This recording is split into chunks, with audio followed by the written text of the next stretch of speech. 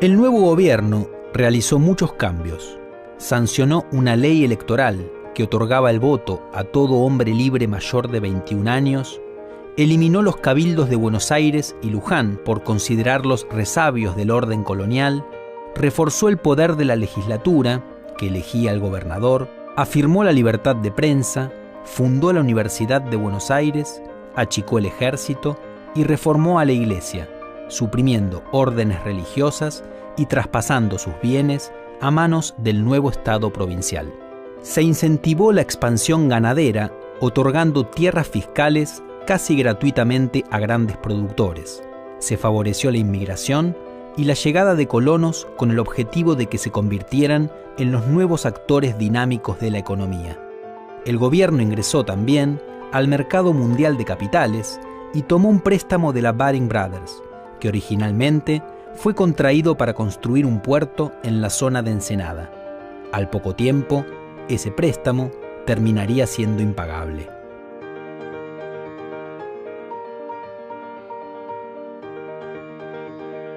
Para tener un Estado, para hacer la guerra, etcétera, hace falta plata, ¿no? Y esa plata, el Estado de Buenos Aires, o lo que era el virreinato, la obtenía antes, sobre todo de Potosí. Eso se terminó. Y ahora lo que va a resolver el problema fiscal va a ser justamente la expansión ganadera, la exportación de bienes pecuarios y la importación de bienes europeos, sobre los cuales va a cobrar la aduana de Buenos Aires impuestos, que son los que van a sostener toda la estructura estatal de Buenos Aires. Así que el Estado tenía mucho para ganar. Lo que pasa en este periodo es que justamente hay una escasez enorme de capitales, porque la guerra se come de alguna manera el poco capital que hay disponible en la propia economía local. Entonces, obviamente hay una avidez por conseguir capitales, pero no hay una oferta de capitales a nivel internacional. Todavía no hay un desarrollo del sistema financiero de préstamos a nivel internacional, aunque aparece una pequeña luz justamente a inicio de la década del 20, donde hay algunos grandes capitales y bancos británicos que quieren aventurarse, quieren lanzarse a un plan muy fuerte de hacer inversiones justamente en América, y particularmente en Hispanoamérica, que está en pleno proceso, digamos, de expansión, no de expansión, sino de transformación económica, de independencia, y por lo tanto le permite, digamos, a Inglaterra intentar. Y resulta que cuando llega el empréstito, está empezando una guerra con el Imperio de Brasil, que dura entre 1825 y 1828, y finalmente la mayor parte de ese dinero se va a terminar usando mal para sostener ese esfuerzo de guerra con el Brasil, y va a generar una deuda que va a ser muy difícil de pagar, por otra parte.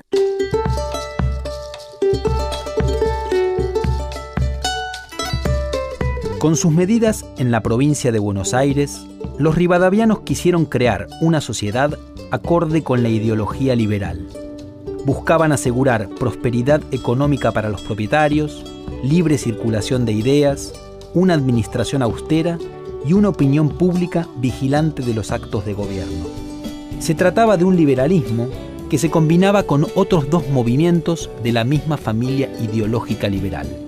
Por un lado, el utilitarismo, de origen británico, cuyo lema central puede resumirse así: el mayor bien posible para el mayor número. Y por otro lado, la ilustración del siglo anterior, en la medida en que las reformas implementadas en la sociedad estaban guiadas por la razón y tenían como objetivo propagar las luces de la ciencia. Los rivadavianos quisieron hacer transformaciones significativas en un periodo muy corto. A ellos no les parecía un problema. Solo había que esperar que la sociedad fuera capaz de amoldarse a los cambios vertiginosos.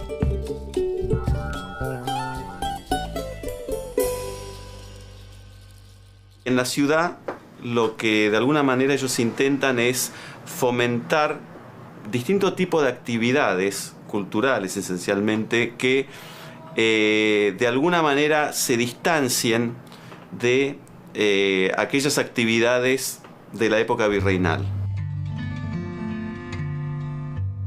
Acá en Buenos Aires el grupo rivadaviano lo que intenta de alguna manera es arrimar a los diversos sectores sociales, incluso a los más iletrados, e incorporarlos a una esfera pública más activa, más dinámica, ¿no? En ese sentido se fomentaba la tradición de leer los diarios en los espacios públicos y hacer conocer algunas de estas cuestiones e ideas a gente analfabeta también.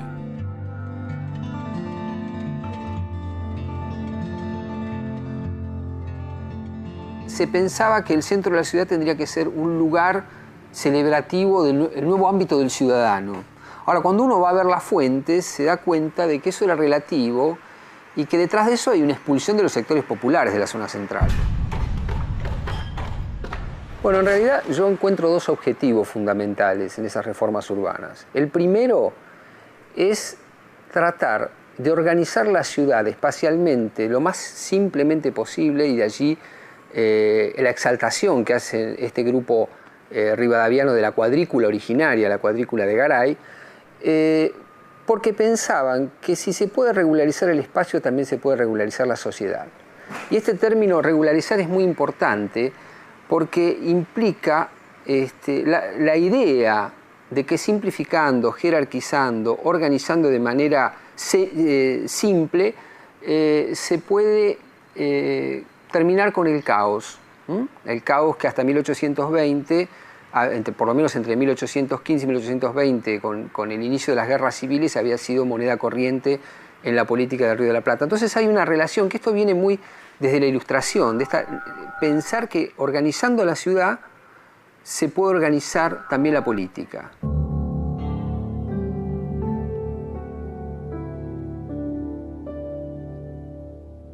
El proyecto rivadaviano es un proyecto que apunta a crear un Estado provincial lo más centralizado posible.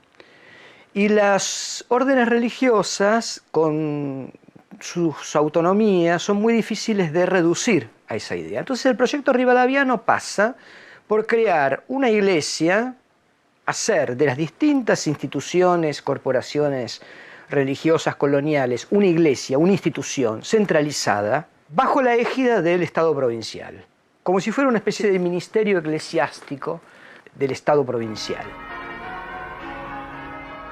Entonces, ¿qué hacen? Por un lado, tratan de reducir al máximo el lugar de las órdenes religiosas, franciscanos, dominicos, mercedarios, con varios proyectos, porque no hay en la élite de Buenos Aires una opinión única al respecto. Por ejemplo, Rivadavia quiere terminar con todas las órdenes religiosas. Otros sectores de las élites dicen, bueno, reformémoslas, ¿no? Entonces, bueno, llegan a un acuerdo en la legislatura que pasa por reducirlas al máximo, poniendo condiciones que son muy difíciles de cumplir. Tanto es así que solamente queda un convento en Buenos Aires, que es el de los franciscanos. Todos los demás son eliminados, poniendo el acento en el clero secular, el clero de la provincia, el clero del Estado, para formar una iglesia del Estado.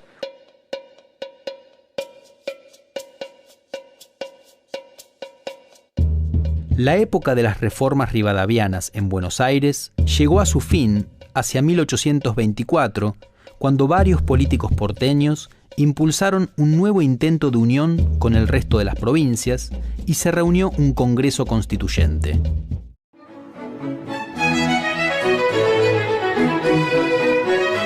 El primer presidente de los argentinos acaba de ser elegido. En el recinto del Fuerte de Buenos Aires, residencia tradicional del Poder Ejecutivo de la ciudad, hay alegría y expectativa. Entre los presentes se encuentran ciudadanos, los jefes del ejército y el gobernador de Buenos Aires, Juan Gregorio Las Heras. El flamante mandatario recibe la insignia de mando. A continuación pronuncia un discurso en el que expone la necesidad política de contar con una capital en la cual el presidente tenga plenos poderes.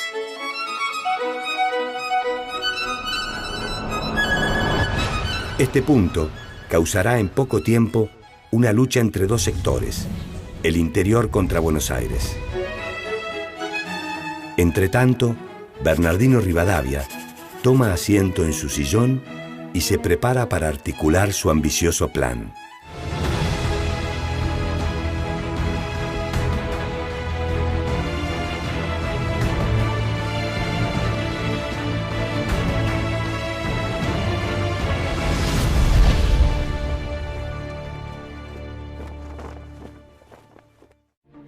Un hombre soñó con modernizar a las provincias unidas del Río de la Plata.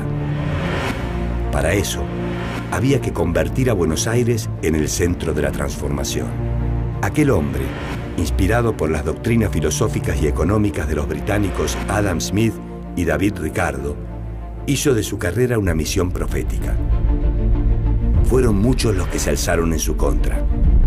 Otros optaron por acompañarlo, hasta que la situación se volvió insostenible. Fue el primer presidente de los argentinos, y su breve estadía en el poder marcó un estilo en política. Su nombre fue Bernardino Rivadavia.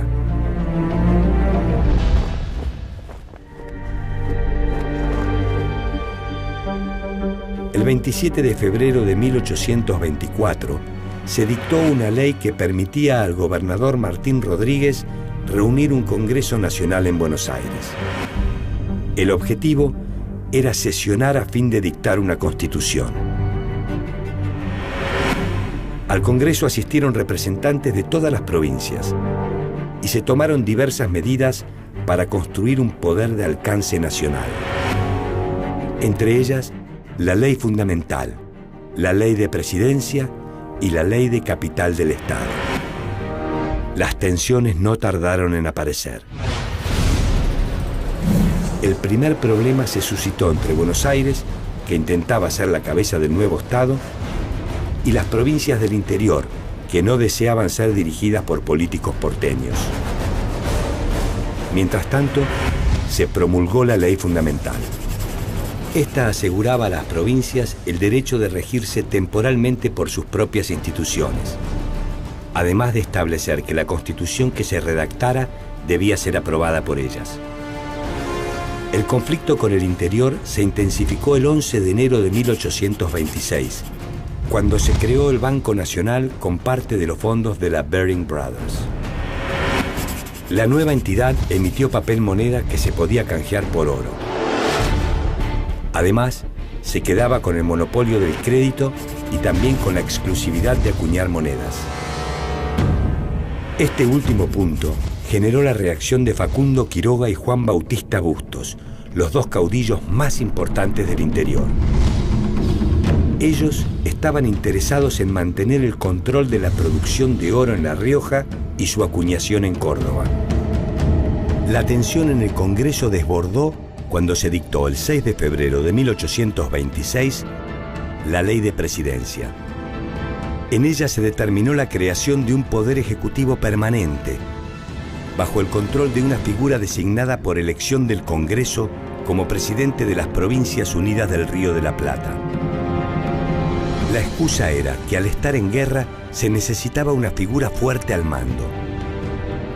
El hombre elegido fue alguien ligado estrechamente a la provincia de Buenos Aires.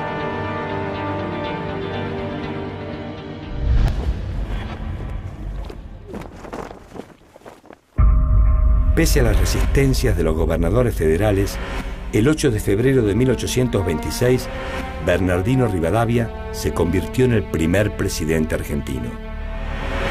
En el discurso de Asunción, habló sobre la necesidad política de contar con una capital donde el presidente tuviera plenos poderes.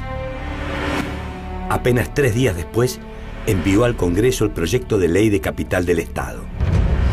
Los políticos porteños, superando todas las divisiones previas, levantaron su voz señalando que esta ley le quitaba poder a la provincia, afectando a los sectores propietarios porteños. Rivadavia argumentó que para gobernar el país necesitaba un espacio territorial desde donde hacerlo. El 22 de febrero se inició un intenso debate.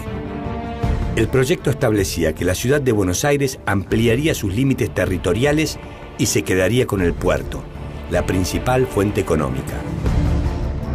Esto perjudicaba los ingresos del resto de la provincia de Buenos Aires, marginada de las ganancias.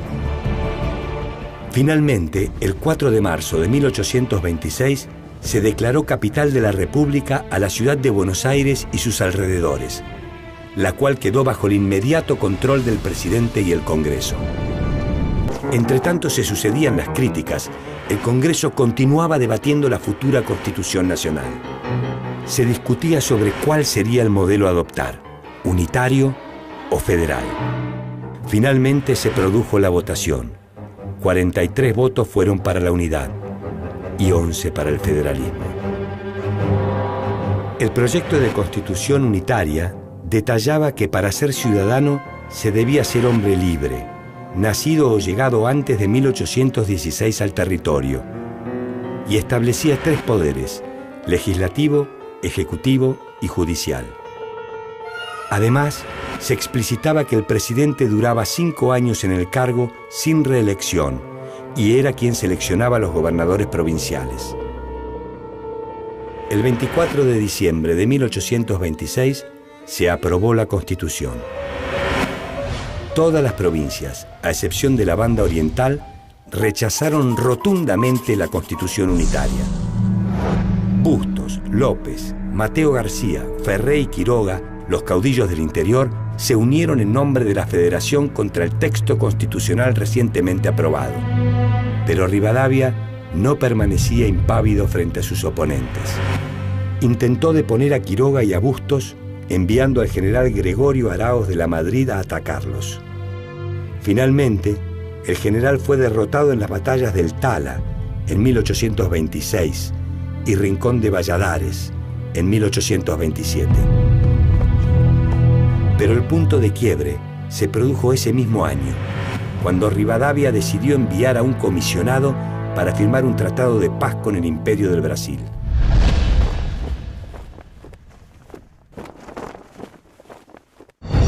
Rivadavia quería terminar una guerra que drenaba los recursos del Estado y, sobre todo, mantenía lejos a un formidable ejército que podía ser usado para imponer la Constitución.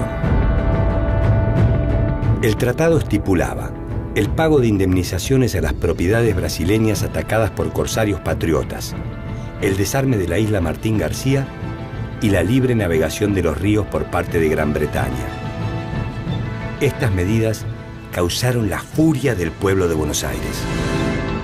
Los porteños arrojaban piedras contra la casa del presidente, manifestando el descontento por su gestión. Finalmente, y con un solo año de mandato, Bernardino Rivadavia presentó su renuncia ante el Congreso. Fiel a su perfil altanero y orgulloso, el exmandatario expresó: «Me es penoso no poder exponer a la faz del mundo los motivos que justifican mi irrevocable resolución». En un clima de incertidumbre, el 5 de julio de 1827, el Congreso eligió al sucesor presidencial, Vicente López y Planes. La era de Bernardino Rivadavia había terminado.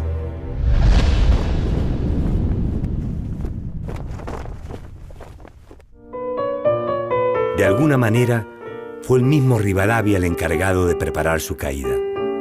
Sus decisiones políticas provocaron una amplia gama de enemigos: los terratenientes y la burguesía residente en Buenos Aires, que se negaban a perder poder, los caudillos federales y la Iglesia, que se oponía a ser controlada por el Estado.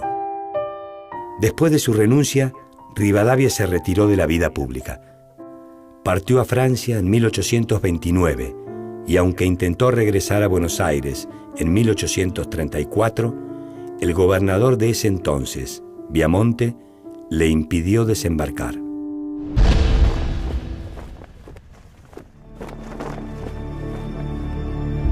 Para algunos, Bernardino Rivadavia fue un verdadero estadista, preocupado en integrar a las provincias unidas al mundo moderno, europeo y capitalista.